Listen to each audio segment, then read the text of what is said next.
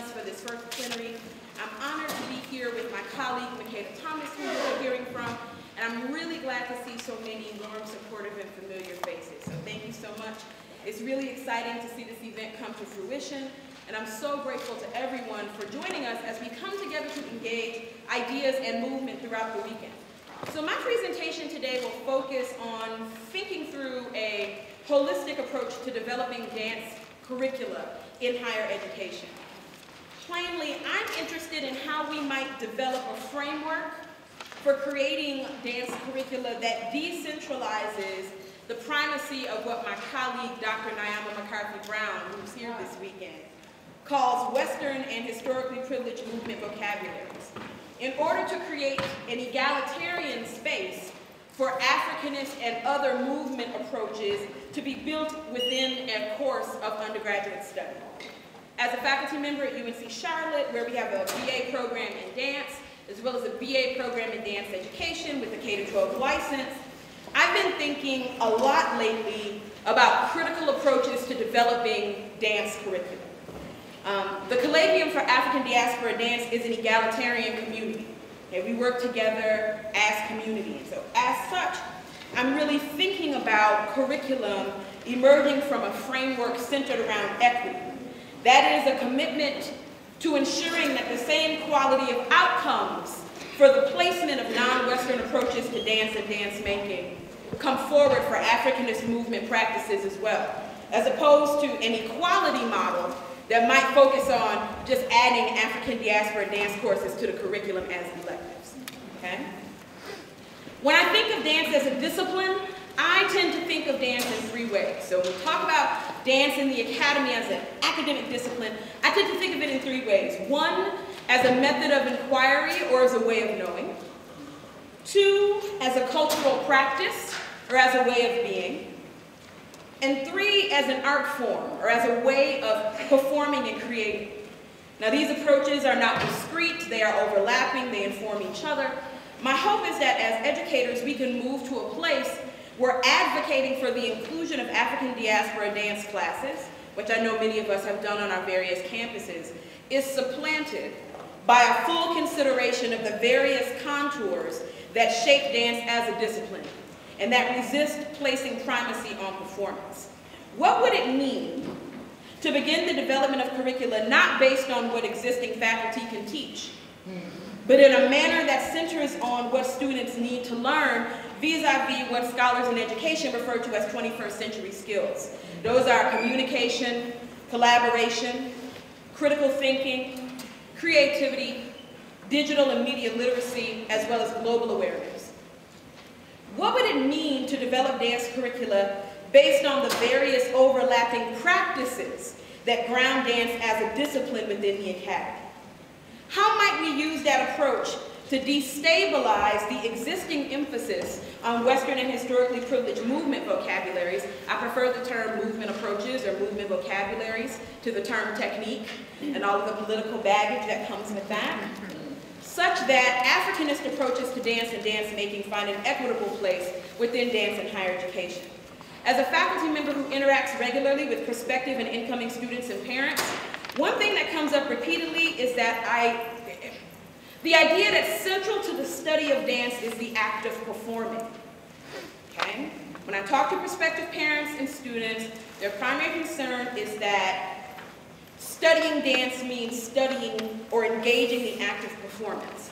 My thinking is that, especially when it comes to developing curricula, we might need to trouble that assumption. In my mind, central to the study of dance is the act of dancing, not necessarily the act of performing. If we put aside notions of identity and performativity, most people in the world will never perform, not in a formal sense, while most of us have some understanding on the corporeal level of dance, gesture, and communication of ideas through the body. So a move toward a more inclusive dance curricula that will require honing in on dance, not just as a performing art, but as a humanities discipline. And in so doing, necessarily resist the prioritization of certain body types and movement vocabularies, creating a dynamic opening for other ways of approaching dance.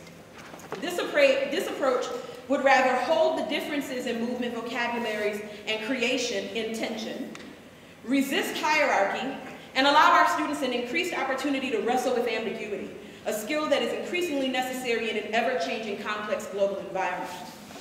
Part of the challenge to developing holistic, inclusive dance curricula in higher education is that as a discipline of scholars and practitioners, we haven't really decided together what constitutes a well-rounded quality education in dance and higher education. And in terms of dance in the academy, we haven't gotten together as a field and sort of determined what core foundational knowledge needs to be. Now, the National Dance Education Organization, NDEO, has done a formidable job around some of that research and making it available, especially in terms of approaches to dance in the K-12 space. The National Association of Schools of Dance, or NASD, which does the accreditation process, has developed assessment and accreditation criteria, but there's very little consensus on what makes a well-rounded program that grounds students in the study of dance as a discipline, as opposed to grounding students in particular movement vocabularies or discrete practices. While similarities in programs abound, particularly with regard to their heavy priority on Western-derived movement vocabularies, we don't have any agreement, say, on what is foundational knowledge of the discipline for a dance student at the university level in the way that perhaps a sociology or philosophy program might.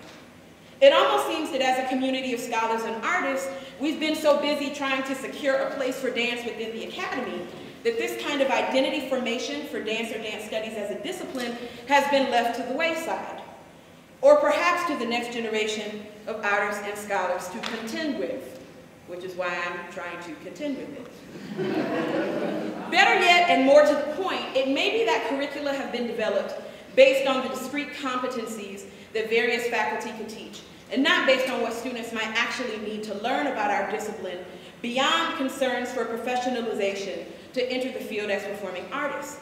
If we think about the skills that dance students need to thrive as human beings, the skills that dance students need to thrive as human beings, whether they make a life in dance as a career or not, how might that provide a different way of approaching the development of curricula? What would it mean if we began to think about dance in higher education not as a performance-based discipline, but as a practice-based discipline? Thinking about dance as constituted by a set of practices or endeavors might enable us as a community of scholars and practitioners to proceed from a place that considers fully what practices might sit at the center of any given program and the multiple ways to approach dance making, without centering on any one approach above the other or any one movement vocabulary above the other. In this manner, we create space for bringing in movement vocabularies, those that are both historical and nascent, to facilitate engagement with the various practices that make dance what it is as a discipline. In this way, we no longer need to yield to the idea that certain Western approaches to dance or dance making are necessarily foundational to understanding or excelling in dance, or that only certain forms of inquiry are possible. As a discipline, this approach creates the space for us to do more, do better, do different in our programs by making room for multiple perspectives and ways of thinking. This isn't about adding courses here and there or just beefing up our elective offerings by bringing in African diaspora dance, but rather that we develop programs from the bottom up, taking seriously the idea of propagating dance as a discipline of study and not primarily as a field of professional endeavor that is intimately tied to performance. I want to share with you sort of a visual model that I have for this that I think, given the events of this week, is especially timely. So when I think of dance as a discipline, to me, it looks like the Olympic logo. Can we see that, those overlapping circles? Y'all know what I'm talking about? Okay. So when I think of dance, it looks like the Olympic logo, and each one of those circles constitutes a set of practices that make up or constitute dance as a discipline. So we have somatic practices, we have research and critical practices, we have choreographic and performance practices, we have teaching practices, we have movement practices or movement vocabularies, which create this interlocking framework for the dance discipline. While a degree program might choose to center on any one set of practices, you can have a program focused on somatics, you can have a program focused on education, It is the consideration of how these various endeavors link together and inform each other that would create the basis for curriculum development in the first place. My point is that making room for African diaspora dance within curricula is not as simple as offering a class here or there, or even necessarily about establishing it as the primary thrust within a program. Rather, I propose that making space for African diaspora dance and perhaps other approaches to movement and dance making could be better informed by an engagement with those various overlapping practices that constitute dance as a discipline. What would it mean, for example, to require students to have a certain number of credit hours in somatic practices, as opposed to stating explicitly that students must be grounded in a specific technique like Feldenkrais or Alexander? What other approaches to somatic education might we be able to bring in from an array of cultural perspectives? What would it mean to obligate students to have a certain number of credit hours in movement practices, as opposed to reasserting the primacy of Western and historically privileged dance technique in graduation and completion requirements? So instead of saying you must make it to ballet 5 to graduate, we say you must have a certain number of hours in movement vocabulary, and allow students to navigate that with our mentoring and support. What nascent and historical movement practices could we make room for if we consider for a moment that perhaps the dance forms in which we have been trained aren't the only ones worthy of study or engagement? What would it mean to require our students to have coursework in the various pedagogical practices that are being operationalized within dance education today, as opposed to foregrounding certain ways of teaching, often those that merely mimic the way we were taught? My interest is in breaking open frameworks and creating flexible models that bend, twist, morph, and shape as human beings continue to develop and evolve.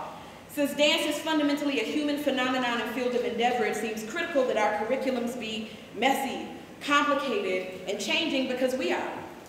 I'm not advocating that dance in higher education become some watered-down embrace of poorly articulated diversity agendas, hello somebody, or a celebration of sameness across movement practice, but rather that a discipline-based approach to dance might foster the ongoing, forward-looking development of our field in a way that resists hierarchy, embraces difference, interrogates sameness, wrestles with ambiguity, and encourages deepening critical engagement with this thing that we call dance. So if we think about all of that, it necessarily begs the question of, what are we going to do with the people who are supposed to teach these students? You know, how are we going to educate or prepare dance educators? How might dance educators themselves need to work differently? I offer that a commitment to critical pedagogy, that is Freire's model of encouraging students toward critical engagement and an understanding of their lived experiences within larger social frameworks is necessary on the part of educators teaching within this discipline-based model. The emphasis within critical pedagogy on the process of unlearning, learning, relearning, reflection, and evaluation would be essential in order to facilitate for our students what scholar and cultural critic Henry Giroux refers to as consciousness of freedom, and the ability to recognize authoritarian tendencies while connecting knowledge to power and the ability to take constructive action on their own behalf.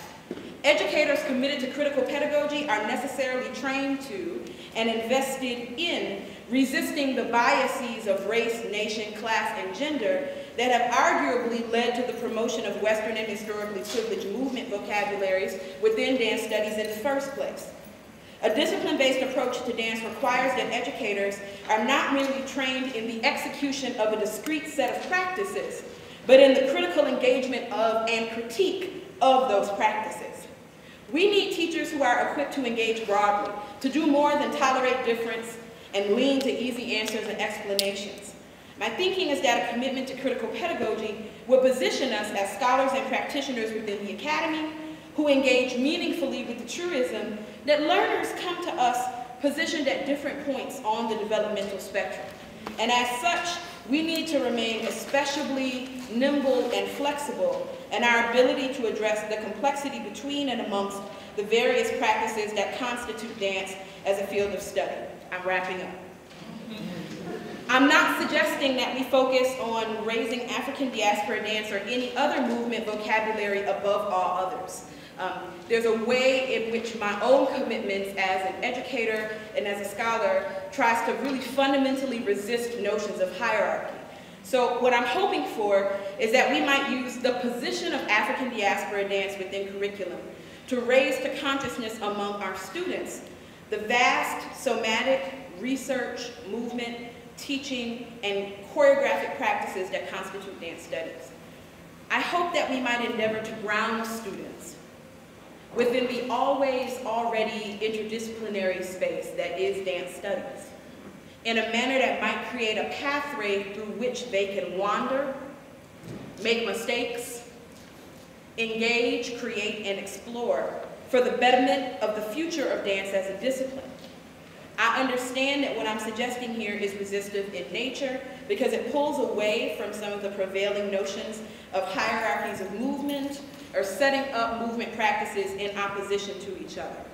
But I think for dance curricula in this century to reach its full potential, we might deeply consider creating spaces for immersion in what dance in the academy has been, is, and might become through our best and most informed and intentional efforts.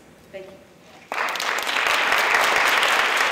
Is this a model that you are currently engaging in? Do you mean on my campus? Yes. We just got a new department chair, and there are other people on my faculty who are here who I'm sure would engage the topic openly as well.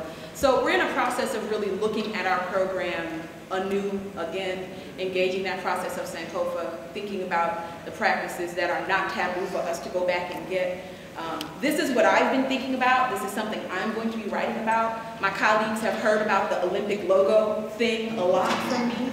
So it's still very new, but it's definitely something I've been raising in conversation. I think that the goal is that unlike some other humanities disciplines and who are, engaged in their own challenges, I think there's this way in which dance in the academy has always been looked at as sort of this endangered species. And we work so hard to maintain a place for dance that we don't really think about, well, what is this discipline? What is foundational knowledge? I'm playing with this notion of what does it mean to be literate in dance studies in the 21st century?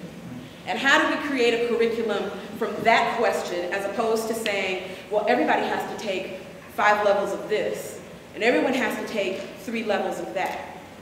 I think it might be more important for us to think about pushing our discipline into the future by asking questions about what grounds it and informs it, and how do we transmit that to our students.